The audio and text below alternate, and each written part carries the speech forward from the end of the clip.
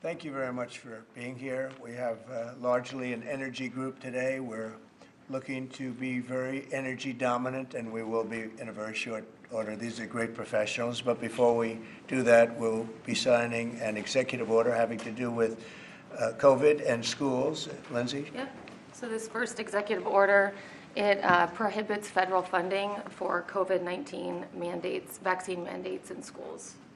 Okay, and that will meaning they want to clear that up, Yep. the discrepancy. So any schools that require students to be vaccinated with COVID-19 shot, then there's no more federal funding. So. Okay.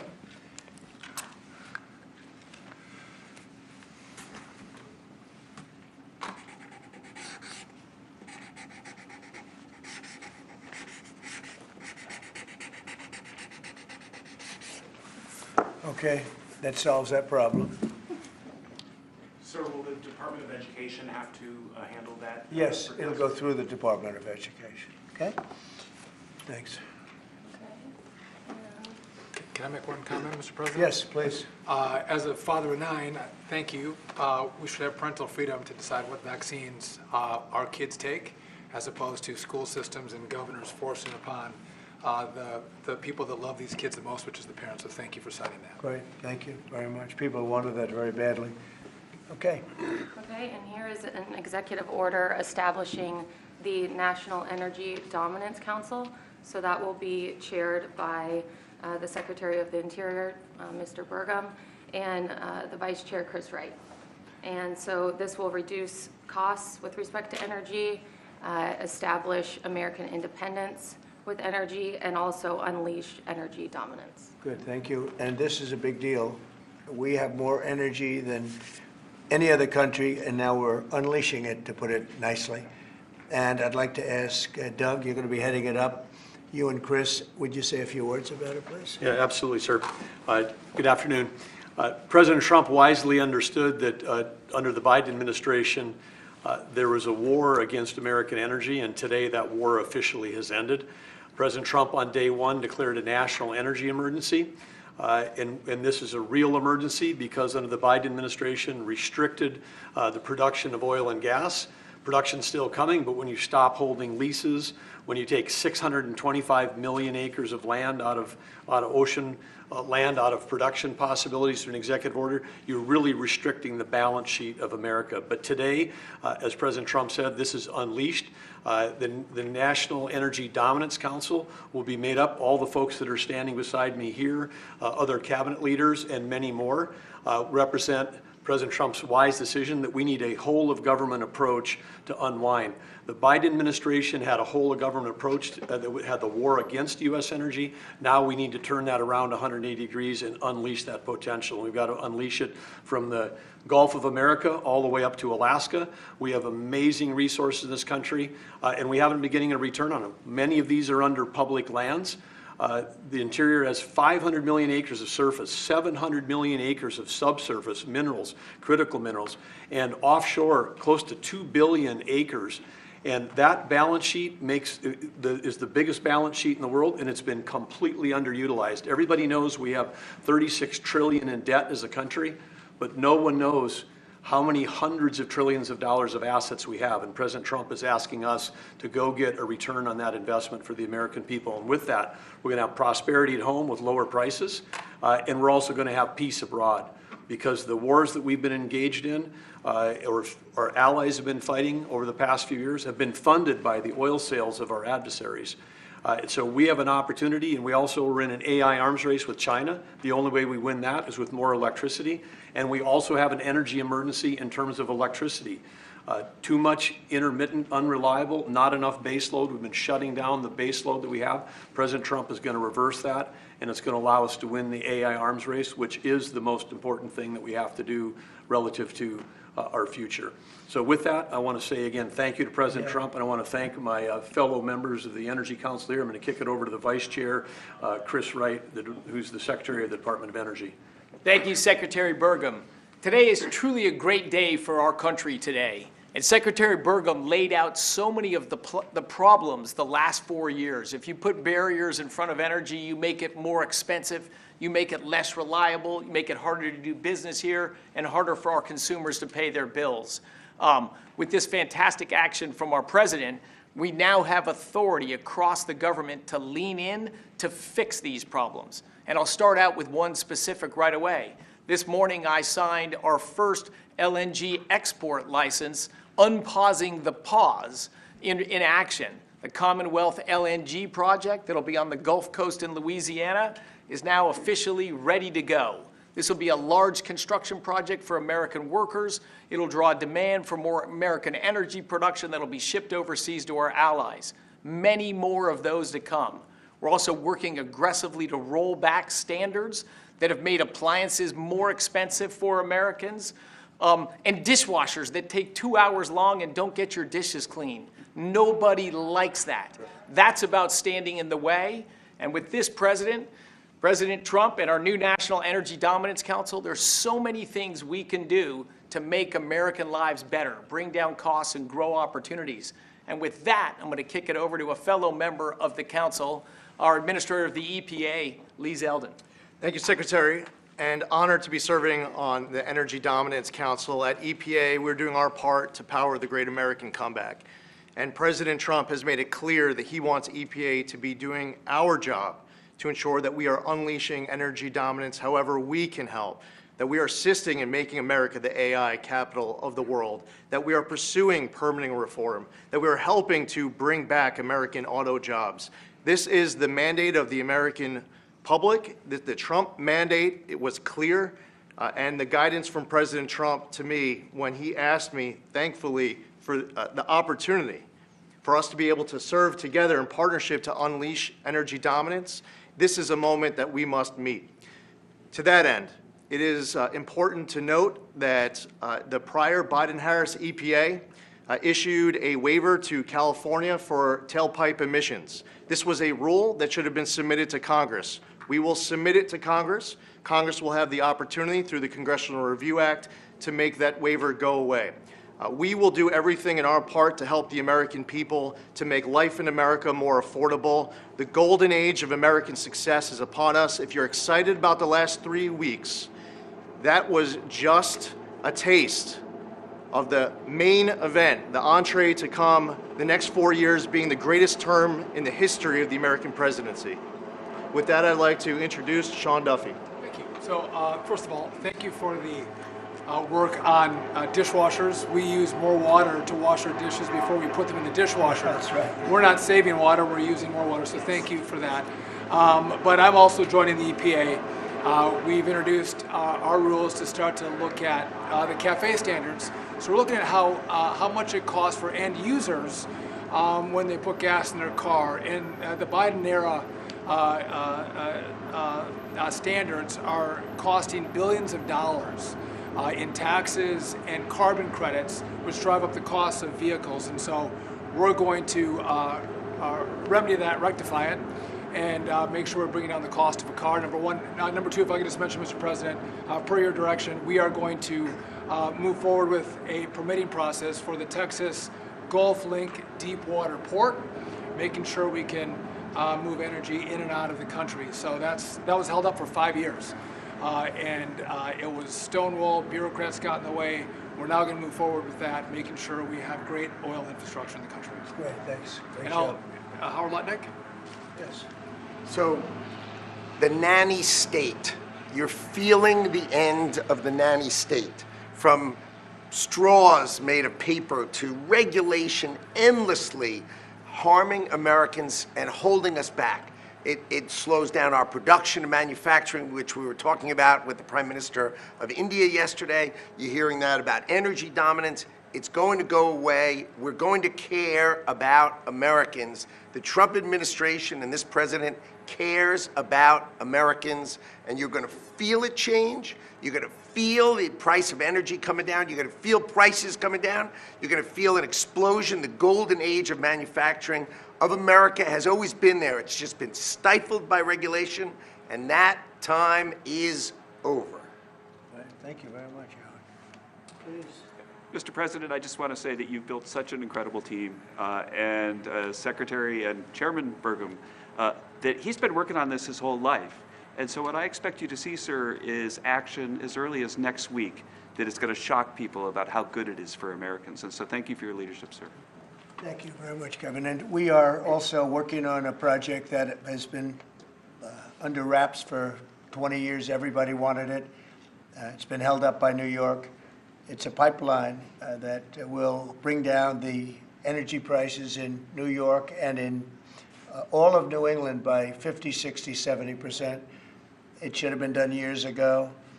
We'll be speaking to New York, and the New York is actually the biggest beneficiary because their energy costs are very high. This will reduce them very substantially. But all of the governors want this to happen, and I think it's going to happen. It's now going to happen. It's something that's would rather not have to go eminent domain. We'll do that if we have to in New York, but hopefully we won't have to do that. This again will bring down energy prices in New England by numbers that nobody can even believe, probably 50, 60%, maybe even more than that. A lot of them don't even pay energy because they have no energy. They use logs. They go out and they cut down a tree. It's really a terrible situation. So we're going to get this done, and we can have it done once we start construction. We're looking at anywhere from 9 to 12 months, if you can believe it. It's going to go very rapidly. The other thing I'd like Doug to mention, the 635 million acres that Biden so viciously took out of our net worth. If you look at it from the standpoint of a company, you talk about net worth. They've destroyed our net worth.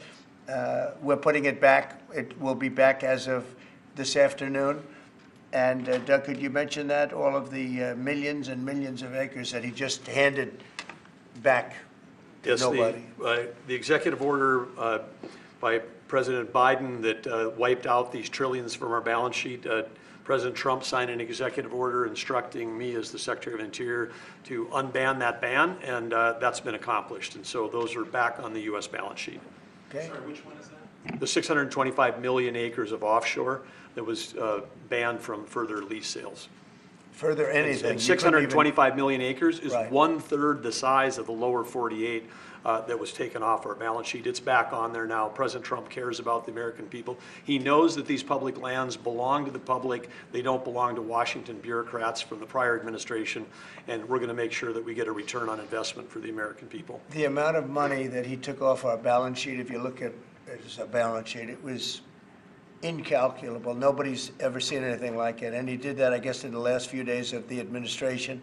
He just wiped it out. 635 million acres, which if you sit down and look, it's like that's a major part of the ocean.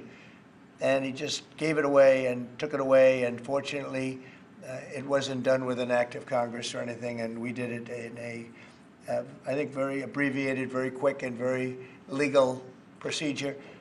And it's now back on our balance sheet. It's back as part of our country. What they did was so horrible. It was just a terrible thing to do, an unbelievable thing to do. Also, they mentioned dishwashers and sinks and showers and the whole thing. We're going to get rid of those restrictions. You have many places where they have water. They have so much water they don't know what to do with it. But people buy a house, they turn on the sink and water barely comes out. They take a shower, water barely comes out. And it's an unnecessary restriction. And basically, I think we're going to be going back to the Trump rule. We had it, and everybody was happy. And then these people came in and they restricted it again. So we're going back, and we'll get it approved by Congress. In addition, we'll get it approved by Congress. So for 4 years, it's good, but we're going to get it permanently taken care of. And again, very environmentally friendly. But we want to be able to, when somebody turns on a sink to wash their hands or presses the button for a dishwasher, and there's barely enough water there's no water. And you know what they do? They press the button 10 times. They run it 10 times. So it ends up costing a lot more. So I know you're working on that. And where are we on that? We're working closely with the Department of Energy with regards to rules that were enacted during the Biden administration. Inside of the EPA, we are overhauling the water sense standards that are there to update them for the American people, to bring down cost of living and combat inflation, and just pursue common sense. Good. Well, we have more oil and gas than anybody else in the world. We're opening up Anwar again. As you know, we got something Ronald Reagan couldn't do it. No president was able to do it. I got it. And the first week in office, the Biden administration terminated that. Anwar is the biggest site, probably bigger than Saudi Arabia. We don't know yet, but it's of that size or bigger. And we hit gold, and I call it liquid gold, but we hit gold, and for whatever reason, they terminated it, and we were just ready to start utilizing it. This could take care of all of Asia, energy-wise, very close to Japan. In fact, Japan wants to go and be our partner doing the pipeline going right into the ships. So they expressed tremendous interest. So did Prime Minister Modi of India.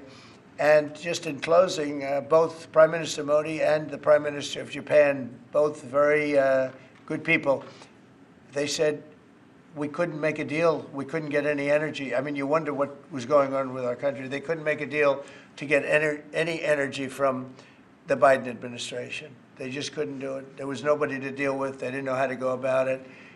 And they're very happy that we're here. But we're going to really benefit our taxpayers, and we're going to benefit our country. So I want to thank everybody for coming. This is a very big bill. This is really going to be energy dominant. We're going to be energy dominant like nobody else. And this doesn't even discuss all of the electricity that we're going to be producing for all of the AI plants. You know, they need double the electricity at least that we have right now. So you take all of our electricity that we have all over the country just for AI to do it right and to win that war, which we're leading by a lot because of what we've done over the last few weeks. We're leading by actually a lot.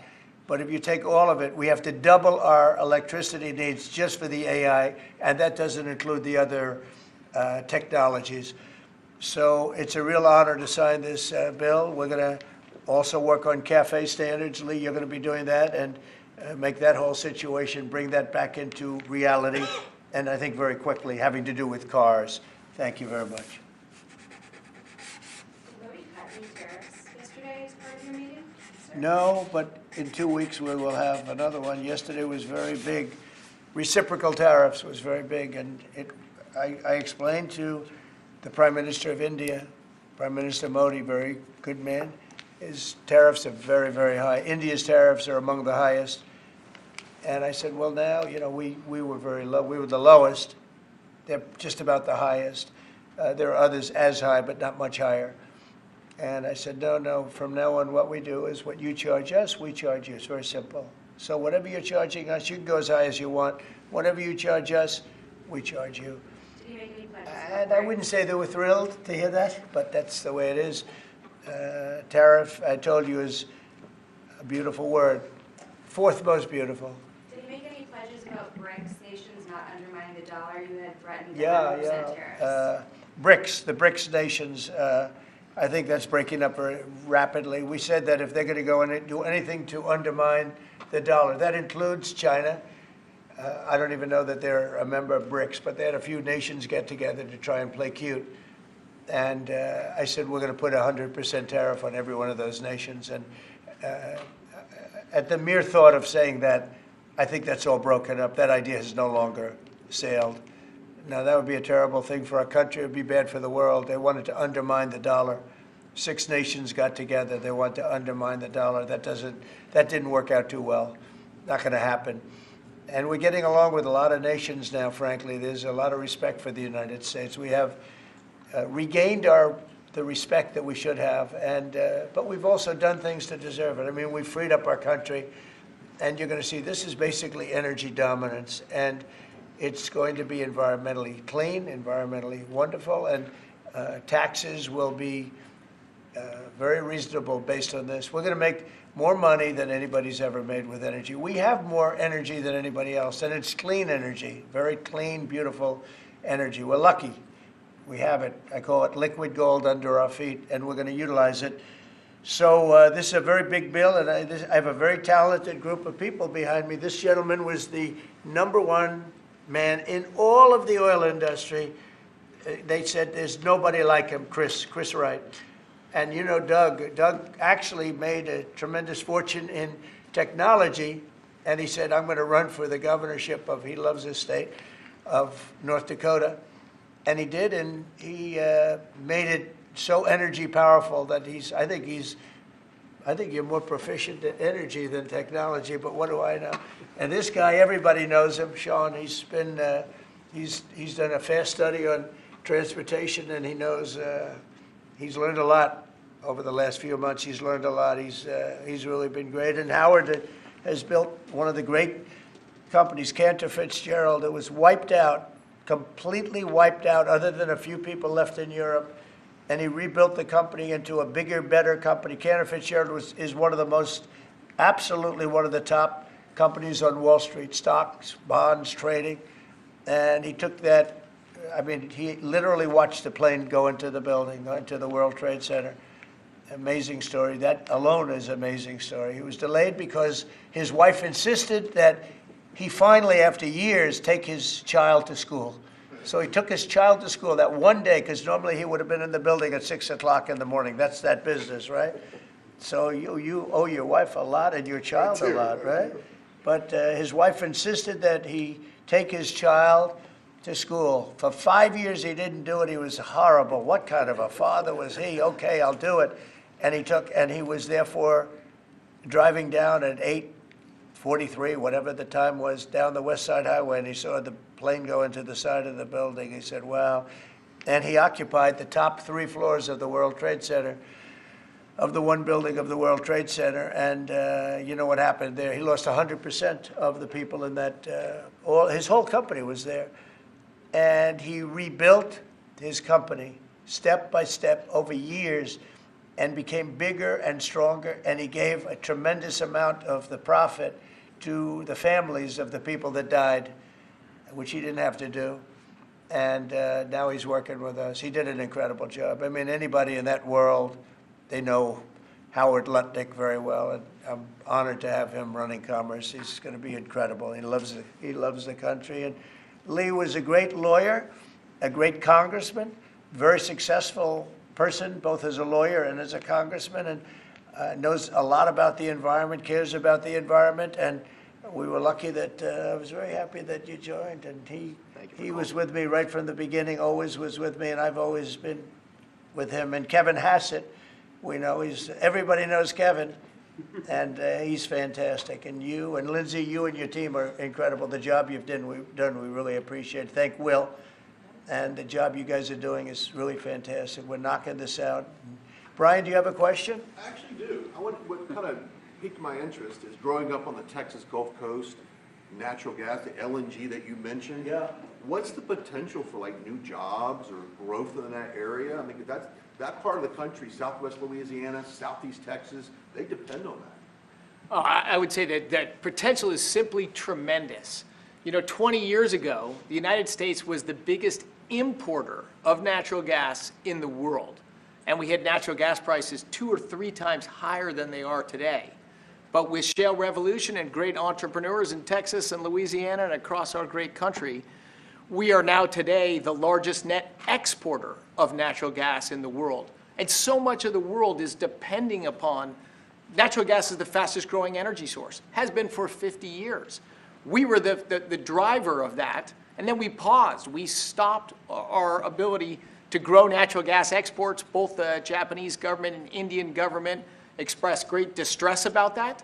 They're going to count on energy imports from the U.S., and we may just change our mind. So I think they're thrilled to see the actions of this president say America's open for business. Yes, we have the energy, we have the people, we have huge job opportunities and investment opportunities, not just in the oil and gas industry, but all those surrounding communities that are lifted up by that more production here. And as we produce more production at scale, not only does it allow us to export, but it becomes more efficient, and it helps us drive down the cost for our domestic consumers as well. Yeah, I know they're really happy, so just let you Thank you, because I grew up in that area. Thank you, Brian. And I will say this, that this all started 8 years ago when I got elected. We were doing this, not to the extent that we're doing it now, but we were doing this, and we became #1 in oil and gas by far. And we were #3, even #4, some would say. When I left, we were #1 by a lot. And then they pulled way back, and the prices started going through the roof. And then they went back to my plan, but by that time the prices had already gone up. So they really disrupted it. But now we're going to take it to a new level. It's going to be amazing. And we're also, it's very powerful, clean coal. We have more coal than anybody. This is good, beautiful, clean coal. And if you notice, China's opening up a coal plant a month. Germany is now opening up a coal plant every 2 months. Very powerful. It's probably the most powerful source of energy in terms of generation of electricity and other things. And we're going to utilize our good, clean, beautiful coal and oil and gas. We have more than anybody of everything, and we're going to take advantage of it. And I appreciate everybody being here. Mr. President, Yeah. On the energy, Please. can I ask you, sir, about what's happening in Munich? Senator Roger Wicker shepherded Defense Secretary Hegseth through his confirmation. He got him through that process, and then he had some tough words for him overseas. He said it was a rookie mistake for Secretary Hegseth to outline what would or would not happen as far as Ukraine's membership in NATO goes. And then I haven't heard that. I mean, Roger's a very good friend of mine, and Peter's obviously, he's been doing a great job. Did you know what he I haven't was heard. saying? Let me look at. You tell me something. I have not heard the about this. question I had is, were you aware of what Secretary Hegseth was going to say in his speech at NATO? Generally speaking, yeah. Generally speaking, I was. So I'll speak to Roger. I'll speak to Pete. I'll find out. Mr. President. Why did you On the say Energy Dominance Council, that Yeah. is for all forms of energy? Does that include All wind and forms solar? of energy. Yep. And the pipeline you mentioned, sir, is that Constitution pipeline in New York? Yes. Can you, is Yes. that the I project? believe that's so, finished? right? Yes. Yeah, that's what it is. And you know, they've been trying to get it for 20 years. And what it means is for New York, upstate New York, and even everywhere in New York, also other states, but in particular New England, that New England will now, I think, will cut the energy prices, and big cuts in New York too, but cut the energy prices literally in half. We have the permits. We have permits that just about everything we need a New York permit, and I would imagine they want to do because their energy prices will come down so far. And it's a lot of jobs for New York. It's a great thing for New York. Everybody wants it. We'll be meeting with the various governors, the governor of New York, and the other governors too. And we can have it built in about 9 months, and let's say 1 year, but we can actually have it built in pretty close to 9 months. It's all set. We have most of the permits, almost all of the permits. And on just, you're prioritizing energy dominance today, you've also prioritized trade balance. The oil industry is a little worried about the steel tariffs. I mean, they put 20,000 feet steel in the ground at a well. How will you balance that? Is there a possibility? You're talking about steel and aluminum. Indeed, steel tariffs. So the steel, I saved the steel industry in my first term by putting on tariffs because China was dumping massive amounts of steel. Others also, but mostly China. And I put very substantial, we took in $600 billion worth of tariffs from China. No other president's taken up, literally haven't gotten 10 cents from China, not 10 cents. And hundreds of billions of dollars came in from China. And they understood it. They understood what I did. But the dumping stopped. And had I not done that, you wouldn't have one steel mill, I think I can say, not one steel mill operating in this country. And we need steel. We need steel. I mean, there are some things you have to have, and steel is one of them for military, et cetera. So I think steel is going to be very strong. It's going to be very strong. I think it'll go back to being really powerful. We saved it. I mean, we were talking about U.S. Steel last week. U.S. Steel would have been closed, totally closed. We saved it. And now it's going to become, I think, very, very profitable. The tariffs are going to save a lot of industries. Mr. President, U.S. Steel, can I just follow up on U.S. Yeah, Steel? go just ahead, very quickly, finish sir? If the Japanese company that's interested in U.S. Steel wants to take a minority stake as opposed to full ownership, is A that minority fine? stake I wouldn't mind greatly, but what they're doing right now is they're going to be investors, and they're going to be investing in, I think, debt and various other things. But we didn't want to let U.S. Steel go to a foreign company. U.S. Steel was the greatest company in the world for a period of 15 years. It was, you know, it was the big deal 80 years ago or so. And psychologically, we can't even think about letting that happen. But what is going to happen, and we've already seen it, you see it in the stock price, with the tariffs, U.S. Steel is going to be a real powerhouse again. Mr. President, if I could just follow up on Jackie's question about Munich. Vice President Vance's speech to the conference has ruffled quite a few feathers in Europe. What did he say to ruffle them? I don't know. He was talking about the freedom of speech and migration in Europe. Do you believe that European leaders have a fundamentally different view of the world than this administration's? Well, I heard his speech, and I tell you, you're talking about JD's speech, right? Yes, sir. I heard his speech, and he talked about freedom of speech, and I think it's true in Europe. They're losing their wonderful right of freedom of speech. I see it. I mean, I thought he made a very good speech, actually, a very brilliant speech. Yeah. Europe has to be careful. And he talked about immigration. And Europe has a big immigration problem. Just take a look at what's happened with crime. Take a look at what's happening in various parts of Europe. I thought his speech was very well received, actually. I've heard very good remarks. And in regards to Ukraine as well, yesterday you mentioned that you thought Ukraine's NATO aspirations were one of the main reasons that the war broke out. Who do you blame for the war, Ukraine or Russia? Well, I think that there were a lot of people to blame. All I can say is very simply, if I were president, that war would never have happened. And you know what else wouldn't have happened? The Middle East wouldn't be all blown up, and October 7th wouldn't have happened either. Those two areas, you wouldn't have inflation, you wouldn't have October 7th, you wouldn't have Russia and Ukraine fighting. None of those things would have happened if I were president. So to follow up on the Mr. Middle President? East, earlier this week. Yeah, please. You mentioned auto tariffs the other day. Yeah. When do you plan to unroll? Howard, I'd say over the next, sometime, or maybe around April 2nd. I would have done them on April 1st. Believe it or not, I'm a little superstitious. No, literally, we had it planned for April 1st. I said, let's make it April 2nd. You know how much money that costs? That costs a lot of money just that one day, but we're going to do it on April 2nd, I think. Is that right? That's right. Okay, thank you. The lead prosecutor in Eric Adams' case resigned today, saying anyone who didn't press forward would be a coward. What's your reaction to that and to the overall implication that politics were at play here? Well, I don't know about it. I mean, obviously, I'm not involved in that. But I would say this, that if they had a problem, and these are mostly people from the previous administration, you understand, so they weren't going to be there anyway. They were going to all be gone or dismissed. If not, they know on Tuesday they're all being dismissed. You know, the whole country is being, because what you do is you come in and you put new people in. So when you say resign, they're going to be gone anyway. But I know nothing about the individual case. I know that they didn't feel it was much of a case. They also felt that it was unfair with the election. Look, I would know that better than anybody because I was weaponized more than any human being in the history probably of the world. And I won the election in a landslide, winning all 7 swing states, winning the popular vote and everything else. Because the people got it. It was weaponized, and I was weaponized literally weeks before the election. But I think there's also something to be said. I read that. There's something to be said for what they were doing. It looked to me to be very political. But why didn't they bring this up like 4 or 5 weeks ago, 6 weeks ago, or whatever it happened? You know, they just sat around and didn't complain. Then all of a sudden they complain, and they know they're all being dismissed anyway. So, you know. That's the way it is. That's called politics, I guess. Mr. President? Yeah, please. Earlier this week, you predicted that all hell would break loose if Hamas didn't hand over all of their hostages. What do you expect to happen tomorrow in terms of I don't know what's going to happen tomorrow at 12 o'clock. It was up to me. I'd take a very hard stance. I can't tell you what Israel's going to do. But I watched the last people come out, and I looked at a before and an after picture. One guy was a big, strong, healthy guy.